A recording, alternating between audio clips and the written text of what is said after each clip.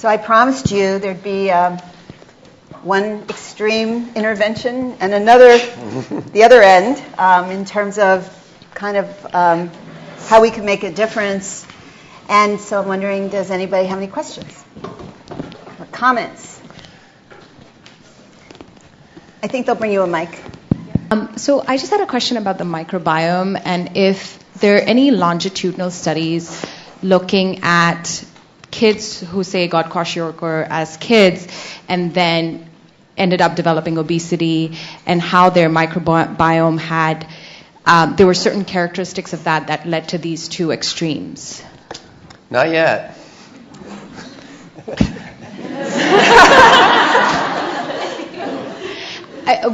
Do you think that's biologically plausible and might be contributing to this double burden of malnutrition? No, and just as an opinion, I'm not drawn to that notion, but because these are happening in very different populations, we don't see much overlap in that. In Malawi, you mean? Or obesity and being in the developing world. Then things that make people in the sub-Saharan Africa seem to be associated with obesity is moving to the city, eating more processed foods, including, cooking oil. Thank you both for your talks. One question that I have for both of you in the work that you're doing is looking at that critical in utero period, both for the microbiome and for the work that you're doing, Leah. I'm sure that you're aware, Dr. Minari, of all this new research coming out showing that, in fact, what we were told in medical school about about fetuses basically having these sterile intestines in utero which was the dogma then, is actually turning out to be false. And research at Dartmouth and at Vanderbilt and a number of other places is showing that, in fact, we are rife with bacteria from, possibly, in utero, and that there's a constant exchange going on. So I'm wondering if your research is looking at that at all in terms of a way of determining which children develop kwashiorkor, especially in the twin study, and their outcomes. And for you, Leah, in terms of doing your research with these women while they are pregnant, how do you think that might move the needle in terms of outcomes? Certainly, to me, the -9 to 0 age frame is entirely, largely neglected in terms of, research and information agenda, and yet. When we talk about stunting, a third of this happens by the time the child's born. Okay, and then that's not reversible by doing something or feeding the child better or something like that later on in life. That's just the way it is. And really, the nutrient sort of supplementation studies with stunting have pretty underwhelming sorts of outcomes. So I think that having an open mind about what's leading to stunting in utero is a good approach. I mean, you may have well heard this already. I didn't make it out, but if you do the same thing over and over and expect the results to be different, that's not rational. That's insanity. We've had this circle of stunting that Nevin Scrimshaw threw out here in 1968 that has nutrition and infection, and we've seen tremendous interventions to break that circle that didn't work. Children, this island study where children were essentially given a perfect diet from -9 to 18 months, and they were not one bit taller. Or bed nets in Kenya, where, around Eldoret, an area of about 100,000 or so, were reduced malaria transmission by a factor of 3, and the children were 0.05 Z-scores higher or something. So. Well, to be fair to the island study, it's only 100 calories a day that they're giving them. They're not actually giving them the whole food packet. If you're talking about Kay Dewey's work. Yeah, that's really trying to be supplemental. And if you're talking about... Yeah, I am talking about that. I work with Kay, and I was on the Malawi part of that one. When we look at the nutrient intakes of those kids, then you compare that to the WHO, what you would say is a perfect diet. Those kids are getting it. So what's the explanation? I don't know, but it's not about food. We have a question here.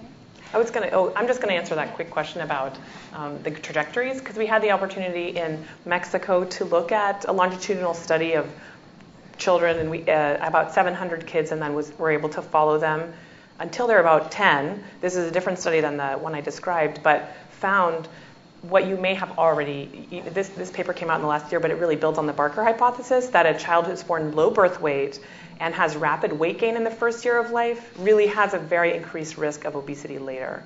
So I do think that those two conditions really are physiologically related. I don't know how the microbiome plays into it, but I do think that they're physiologically related, that something critical is going on in utero, so that if you're born low birth weight and have rapid weight gain in the first year, you really do have higher risk of obesity at the age of 10. Hi, I have so many questions that I'll try to limit them. So question one is kind of straightforward, which is did you look at proximal outcomes of, Leah, of food insecurity and diet in your study, and how the intervention changed those things? The second would be, I thought that was very interesting, your data on decreases in stress and depression while there was increases in obesity, given the known links between those two, how you kind of account for those. And then the third would be, if you could maybe talk a little bit about your perspective of cash transfer interventions versus other types of food insecurity interventions that are being considered internationally, like direct food aid and livelihood interventions and other types of programs. Go ahead. Okay. That's you. Yeah. Okay. Right. So we do know that about 70% of the food basket of the money is usually spent on more or better food. We have a pretty crude nutrition measure, but it does suggest that 70% is spent on more animal source foods, dairy, fruits and vegetables, whereas the 30% is not spent on foods. I think you're absolutely right. This question about obesity and depression, I was thinking about maternal depression as a path to the improvements in child outcomes. So I was thinking of it as a path, for example, more money into the household, the mother has a more positive outlook and then is able to be a better parent to her child, as distinct, kind of that psychological pathway, as distinct from she's able to buy more food, or there's some kind of the material consequences. And the third question, I'm going to punt it to Steph, who's sitting right behind you, who I think are you going to wait and save your comments about conditional cash transfers till later?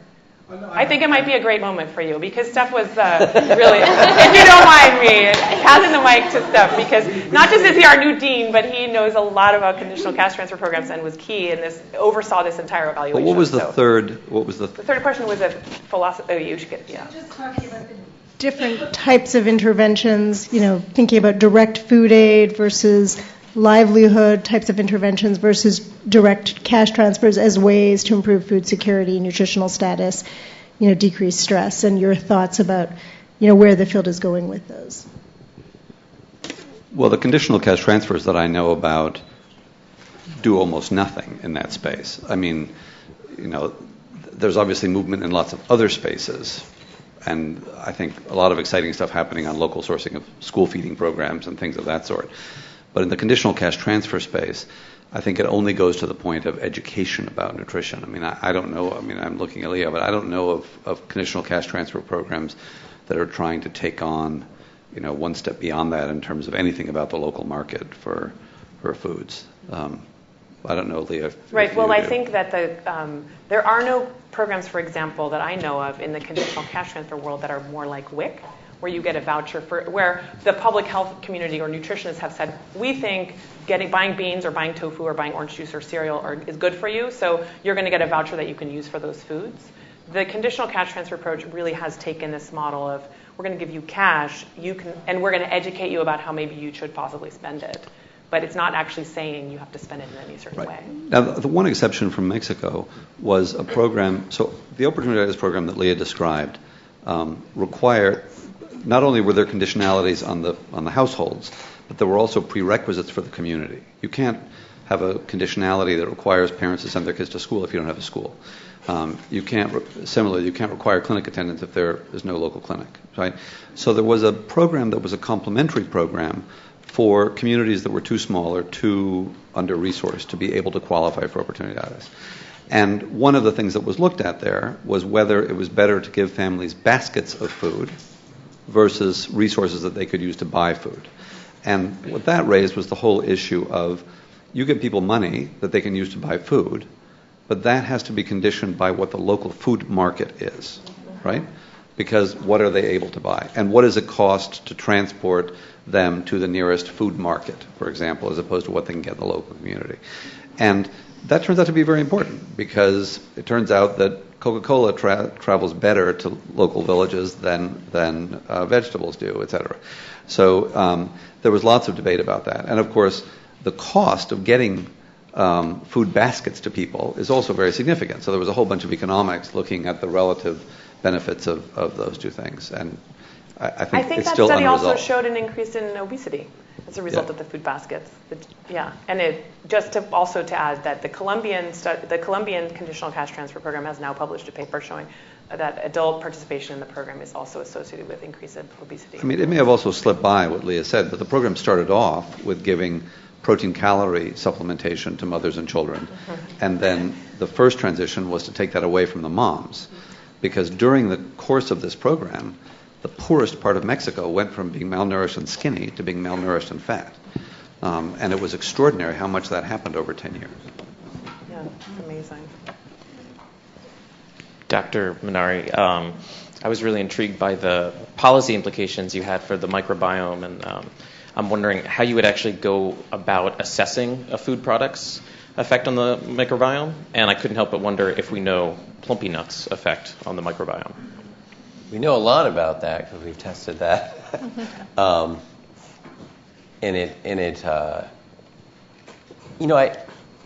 guess what I could imagine that you would get an expert panel of 10 people who know a lot about how this microbiome relates to dietary problems and nutritional problems in the locale that you're working, and that those, there would be potentially regulations or restrictions or something on these food additives. I mean, the ones that are going to change the microbiome, as far as I'm concerned, are these carbohydrates or fats that aren't digestible.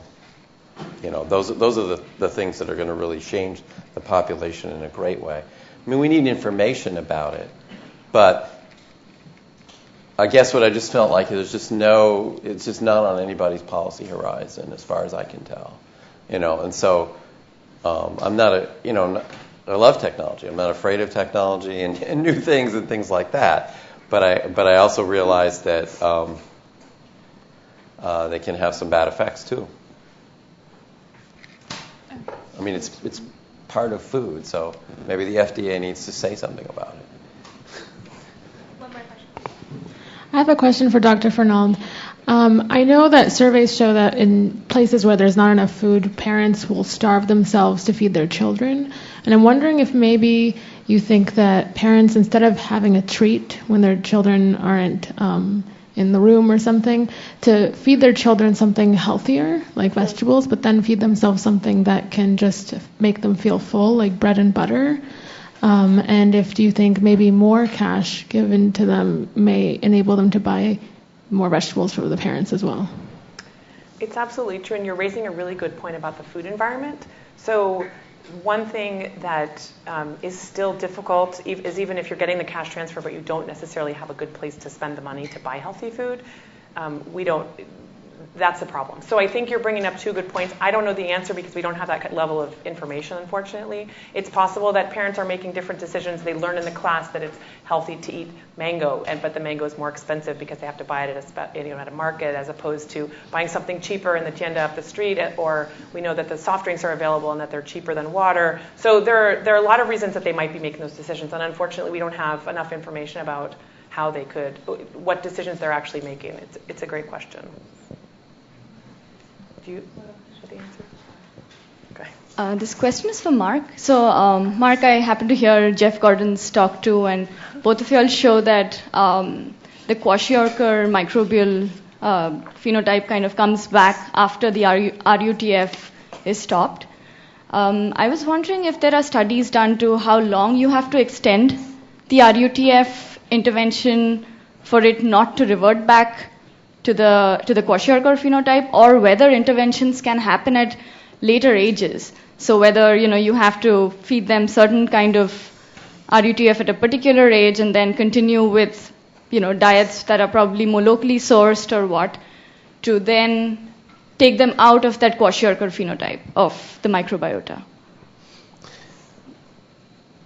So clinically, though, the relapse rate for kids with kwashiorkor who are treated on average only about 6 weeks is 2%. So that doesn't fit with the notion that just because something doesn't seem to normalize about their microbiota, that they should keep getting more and more and more sort of food kind of things.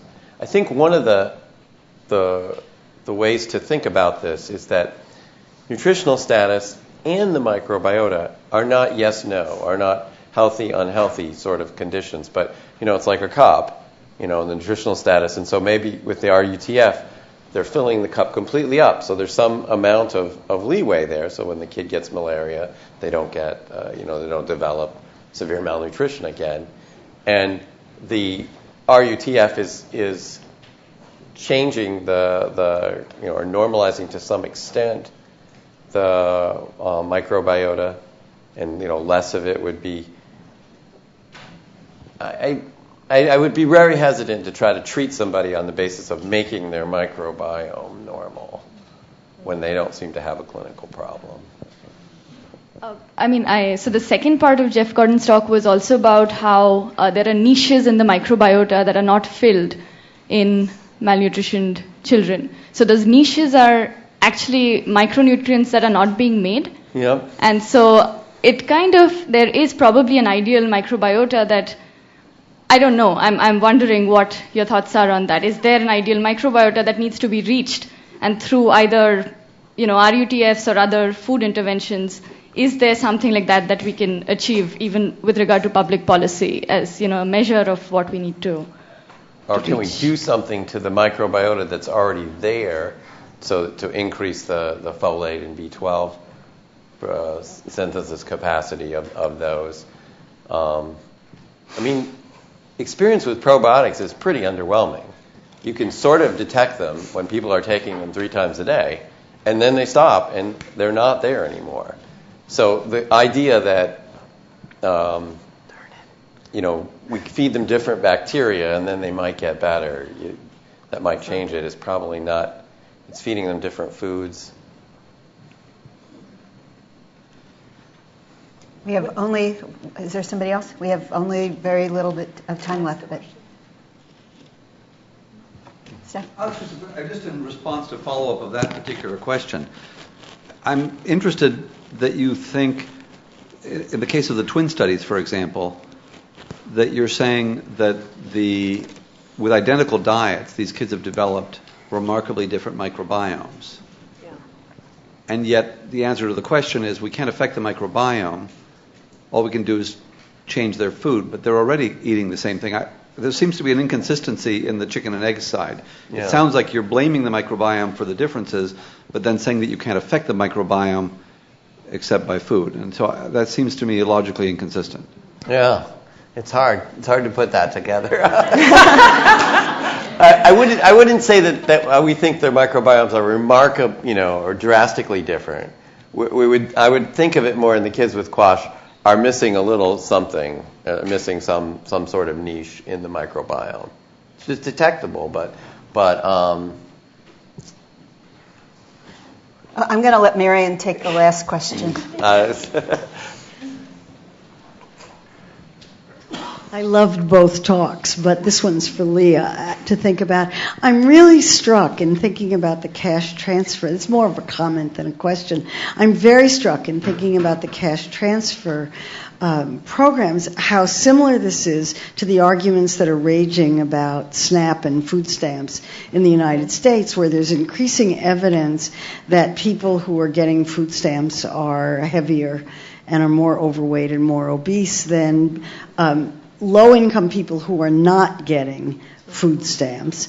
And there's no data whatsoever on what people are using their food stamps for, except it's perfectly clear that they're buying a lot of sodas, and the standard figure is $4 billion worth of sodas a year is the standard figure. Whether it's accurate or not is debatable, but they're certainly buying processed foods, pre-prepared. Well, they're not allowed to buy pre-prepared foods, but they're allowed to buy packaged foods and sodas, and it seems to me the issues are very, very similar and big political issues right now. A comment more than a question, but I'm interested in your comment on it. Well, it's a great point, and I think when we first went to publish the paper to look at the cash transfer and found increased obesity, it was really difficult to get it published because it was a very politically unpopular finding. And when I started to dig into the food stamp data, I said, wait a second, we already are seeing associations with participation in food stamps, and now subsequent to that paper being published are finding that participation in other cash transfer programs around the world is associated with increasing obesity. One thing that people haven't touched on is the cultural issues, which may or may not play into body type and perception about overweight. And then also the food environment, I think, is also part of what you're raising, which is that where can you use the food stamps and what are people's cultural preferences and tastes. It's a complicated issue. Thank you for the comment. So on that note, I want to thank, actually, this was a great panel, and it did fit together. Yeah, it fit together.